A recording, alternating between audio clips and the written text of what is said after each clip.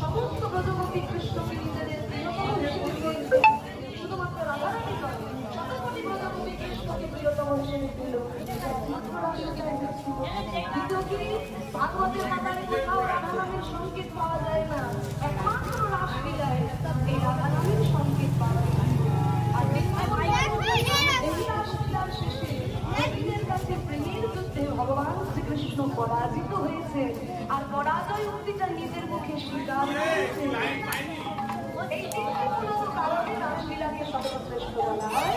তাহলে এই রাসলীলা পরে করবে কি দেবে তাই বলো, তারপরে কাজ করবে, তাই না? গীতার মূল কথা করবে, তার মধ্যে বাহিকা আছে মা হরির সুকথা চলে।